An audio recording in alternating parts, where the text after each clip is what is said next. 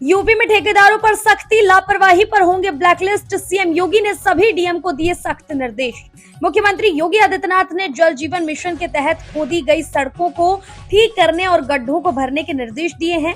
सभी डीएम से कहा है कि जल जीवन मिशन के तहत खोदाई का काम करते समय सुरक्षा के सभी मानकों का सख्ती से पालन किया जाए। काम पूरा होते ही गड्ढों को तत्काल भरा जाए। अधिकारी खुद मौके पर जाकर इसके अनुपालन की स्थिति देखें। काम समय से पूरा नहीं करने, अधूरा छोड़ने या इसमें लापरवाही बरतने वाली कार्यदायी संस्थाओं व ठेकेदारों पर जुर्माना लगाया जाए और उनको ब्लैकलिस्ट करने की कार्रवाई की जाए। खाद्य सुरक्षा एवं औषधि प्रशासन विभाग में चयन, सीएम योगी ने बांटे नियुक्ति पत्र। उत्तर प्रदेश के मुख्यमंत्री योगी आदित्यनाथ ने रविवार को नवनियुक्त कनिष्ठ विश्लेषकों और दंत स्वास्थ्य वैज्ञानिकों को नियुक्ति पत्र सौंपा। इस दौरान सीएम योगी ने पहले की सरकारों में होने वाली भर्तियों, कानून व्यवस्था और सूबे में निवेश को लेकर जमकर निशाना साधा। सीएम योगी ने कहा कि एमएसएमई सेक्टर में ढेर सारे युवाओं को नौकरी मिली है। दंगा मुक्त प्रदेश बना तो अच्छा निवेश आया। अखिलेश यादव ने मेधावी छात्र छात्राओं को किया सम्मानित, अपने अपने जिले में किया टॉप। राजधानी लखनऊ में रविवार को सपा मुखिया अखिलेश यादव ने मेधावी छात्र छात्राओं को लैपटॉप देकर सम्मानित किया, जिन्होंने यूपी बोर्ड में 10वीं और 12वीं में अपने अपने जिले में टॉप किया है। कार्यक्रम सपा मुख्यालय में आयोजित किया गया। इन्होंने अपने अपने जिले में टॉप करके न सिर्फ परिवार का नाम बढ़ाया बल्कि जनपद का नाम रोशन किया। दरोगा होमगार्ड परीक्षा में जालसाजी का मामला, पेपर लीक का झांसा दे रहे 2 आरोपी गिरफ्तार। उत्तर प्रदेश में दारोगा और होमगार्ड भर्ती परीक्षा में जालसाजी करने वाले गिरोह का भंडाफोड़ हुआ है। स्पेशल टास्क फोर्स ने बिहार के मुजफ्फरपुर में छापेमारी कर 2 आरोपियों को गिरफ्तार किया है। आरोपियों ने टेलीग्राम के जरिए अभ्यर्थियों को परीक्षा पास करने का झूठा वादा कर मोटी रकम वसूली। 24 वर्षीय युवक ने 4 साल बड़ी लिव इन पार्टनर का घोटा गला, फिर खुद की भी दे दी जान। मथुरा के वृंदावन में एक 24 वर्षीय युवक ने कथित तौर पर अपनी 28 वर्षीय लिव इन पार्टनर की हत्या करने के बाद आत्महत्या कर ली। इस बात की जानकारी एक पुलिस अधिकारी ने एक न्यूज एजेंसी को दी। अधिकारी के मुताबिक ये जोड़ा पिछले 2 सालों से लिव इन रिलेशनशिप में रह रहा था। हालांकि उनके रिश्ते में तब तनाव आ गया जब महिला ने युवक के खिलाफ छेड़छाड़ का आरोप लगाते हुए पुलिस में शिकायत दर्ज करा दी।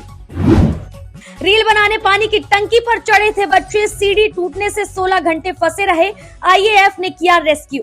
उत्तर प्रदेश के सिद्धार्थनगर में रविवार सुबह भारतीय वायुसेना ने रेस्क्यू ऑपरेशन में पानी की टंकी पर फंसे 2 बच्चों को सुरक्षित नीचे उतारा। करीब 16 घंटे तक टंकी पर फंसे रहने के बाद दोनों को वायुसेना के हेलीकॉप्टर की मदद से रेस्क्यू किया गया। ये घटना कांशीराम आवासीय कॉलोनी की है, जहाँ शनिवार को 5 बच्चे रील बनाने के लिए पानी की ऊंची टंकी पर चढ़ गए थे। तेज रफ्तार ट्रैक्टर ट्रॉली ने बाइक में मारी टक्कर, एक ही परिवार के 3 लोगों की मौत। मुजफ्फरनगर में एक तेज रफ्तार ट्रैक्टर ट्रॉली ने पीछे से एक मोटरसाइकिल को टक्कर मार दी, जिससे एक ही परिवार के 3 सदस्यों की मौत हो गई। इस बात की जानकारी एक पुलिस अधिकारी ने एक न्यूज एजेंसी को दी। अधिकारी ने बताया कि ट्रैक्टर ट्रॉली का ड्राइवर गाड़ी को वहीं छोड़कर मौके से फरार हो गया। कासगंज में शराब के लिए पानी न लाने पर 9 साल के बच्चे की हत्या, पेट में मारी गोली। उत्तर प्रदेश के कासगंज जिले में एक नामकरण समारोह के दौरान शराब में मिलाने के लिए पानी लाने से मना करने पर 9 साल के एक लड़के की गोली मारकर हत्या कर दी गई। इस घटना से समारोह में हड़कंप मच गया। फिलहाल पुलिस ने मामले में आरोपी को गिरफ्तार कर लिया है। पुलिस चौकी में लटकी मिली युवक की लाश, दारोगा समेत 2 पुलिसकर्मी सस्पेंड, खाकी पर हत्या के आरोप। उत्तर प्रदेश के बागपत में पुलिस चौकी के अंदर युवक की संदिग्ध मौत से हड़कंप मच गया है। पूछताछ के लिए लाए गए रोहित राणा की लाश कमरे में फंदे से लटकी मिली। परिजनों ने हत्या का आरोप लगाया है, जबकि पुलिस आत्महत्या की बात कह रही है। मामले की गंभीरता देखते हुए चौकी प्रभारी समेत 2 पुलिसकर्मी निलंबित कर मजिस्ट्रेट जाँच के आदेश दे दिए गए हैं। सरकारी खाते पर साइबर हमला, सीडीओ के अकाउंट से करोड़ों उड़ाने की साजिश नाकाम। बांदा में साइबर ठगों ने सीडीओ के सरकारी खाते से 1.68 करोड़ रुपए निकालने की बड़ी साजिश रची, लेकिन बैंक अधिकारियों की सतर्कता से ये प्रयास नाकाम हो गया। ठग फर्जी हस्ताक्षर और फर्जी स्टाम्प लगाकर खुद को विकास भवन का कर्मचारी बताते हुए बैंक पहुंचे और इंटरनेट बैंकिंग सुविधा शुरू करने के लिए आवेदन किया। यूपी में बड़ा हादसा, 5 लोग गंगा में डूबे, अंतिम संस्कार के बाद कर रहे थे स्नान। यूपी के बुलंदशहर स्थित मांडू गंगा घाट पर एक दुखद घटना सामने आई है। अंतिम संस्कार के बाद गंगा नदी में स्नान करते समय 5 लोग डूब गए। इस हृदय विदारक हादसे में पूरे क्षेत्र में शोक की लहर फैल गई है। घटना की सूचना मिलते ही स्थानीय पुलिस और प्रशासन की टीम तुरंत मौके पर पहुंची। गोताखोरों की मदद से डूबे हुए लोगों की तलाश युद्ध स्तर पर शुरू की गई है। जौनपुर में दूल्हे की हत्या के मामले में कार्रवाई, बिना अंतिम संस्कार को तैयार नहीं स्वजन, हत्यारों को फांसी देने का लगाया पोस्टर। जौनपुर के बादशाही बाजार में दूल्हे की आजाद बिंद की हत्या के बाद परिजन शव का अंतिम संस्कार करने से इनकार कर रहे हैं। वे सभी हत्यारोपियों की गिरफ्तारी और उन्हें फांसी की सजा दिए जाने की मांग पर अड़े हैं, जिसके लिए पुलिस बल तैनात किया गया है। अयोध्या में 30 दिन में 42 परिषदीय स्कूलों में एक भी बच्चे का नहीं हुआ एडमिशन। 540 शिक्षकों का वेतन रोकने के निर्देश।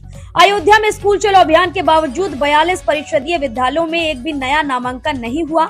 इस पर बीएसए ने 540 शिक्षकों का वेतन रोकने का आदेश दिया है, जबकि कई शिक्षक निजी स्कूलों और उम्र सीमा को जिम्मेदार ठहरा रहे हैं। वाराणसी में कांग्रेस के प्रदर्शन पर पुलिस का पहरा, कांग्रेस कार्यालय की पुलिस ने की घेराबंदी।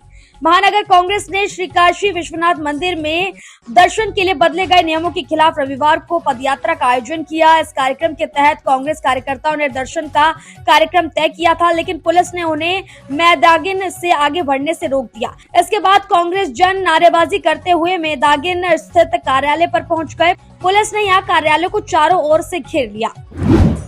यूपी में 50 दिन बाद मानसून पूर्वांचल में सोनभद्र के रास्ते देगा दस्तक। प्री मानसूनी परिस्थितियां भी जल्द होंगी सक्रिय। पूर्वांचल में मानसून की दस्तक 50 दिन दूर है और ये आमतौर पर 18 से 20 जून के बीच सोनभद्र के रास्ते प्रवेश करता है। इस वर्ष सामान्य से अधिक बारिश की संभावना है। हालांकि मई के अंत तक प्री मानसून और नौतपा की स्थिति रहेगी, जिससे किसानों की चिंता बढ़ सकती है। सुल्तानपुर में 140 मुर्गियों की हार्ट अटैक से मौत, पुलिस का खुलासा, डीजे की तेज आवाज ने ली जान। सुल्तानपुर में शादी की बारात के दौरान बजा तेज डीजे अब बड़ी चर्चा का विषय बन गया है। यहां 140 मुर्गियों की मौत के मामले में पुलिस ने जांच के बाद साफ कर दिया है कि तेज आवाज ही इस घटना की मुख्य वजह बनी। अपर पुलिस अधीक्षक ब्रिजनारायण सिंह ने बताया कि जांच में पाया गया कि डीजे की आवाज तय सीमा से काफी ज्यादा थी। कौशाम्बी में दर्दनाक हादसा, मिट्टी का टीला ढहा, मां बेटी समेत 3 की मौत।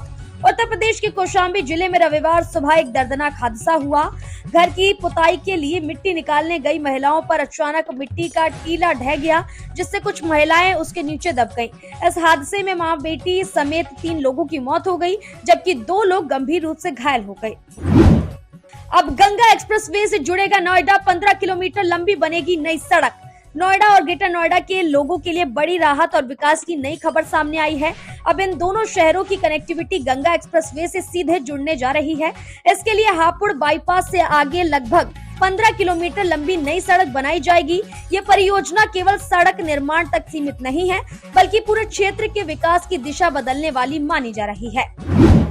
घुटनों तक भरा पानी, आगरा में महिलाओं ने गाकर सुनाई जलभराव की समस्या। आगरा के 9 मील गांव की महिलाओं ने गंभीर जलभराव से परेशान होकर तहसील दिवस पर अनोखा प्रदर्शन किया। घुटनों तक भरे गंदे पानी की समस्या को अधिकारियों तक पहुंचाने के लिए उन्होंने लोक गीतों का सहारा लिया। इस प्रदर्शन के बाद एडीएम ने जल निकासी के लिए विशेष टीम गठित करने का आश्वासन दिया है। मुरादाबाद में बालकनी से गिरकर हेड कांस्टेबल की मौत, छुट्टी पर आया था घर। मुरादाबाद के मझोला थाना क्षेत्र में बदायूं पुलिस लाइन में सेवारत हेड कांस्टेबल नीरज कुमार की बालकनी से गिरने से मौत हो गई।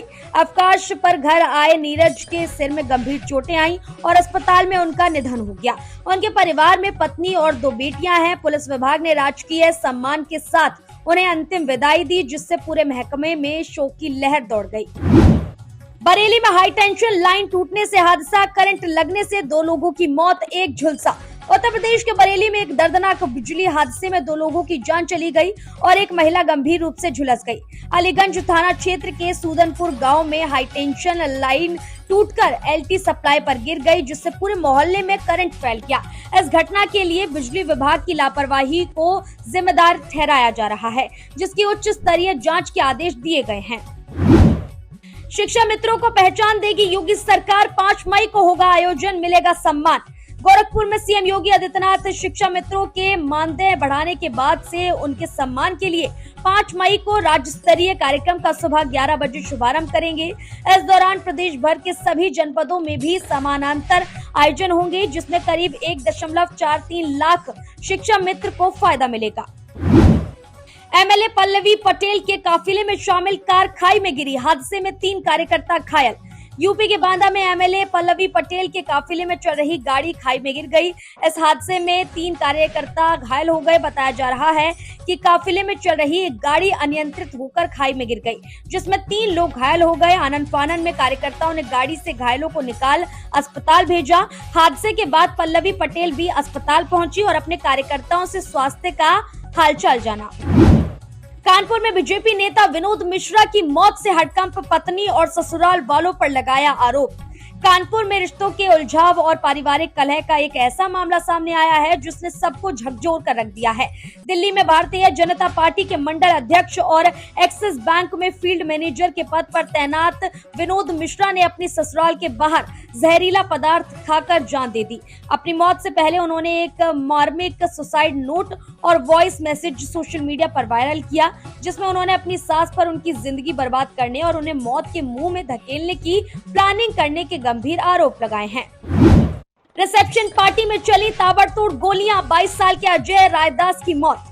उत्तर प्रदेश के मिर्जापुर जिले से एक दिल दहला देने वाली वारदात सामने आई है, जहां एक रिसेप्शन पार्टी की खुशियां अचानक चीख पुकार में बदल गई। कोतवाली थाना क्षेत्र के नारीबारी में नई बहू के गृह प्रवेश के उपलक्ष्य में आयोजित बहू भोज के दौरान अंधाधुंध फायरिंग हुई। इस गोलीकांड में 22 वर्षीय अजय रायदास को मौत के घाट उतार दिया गया।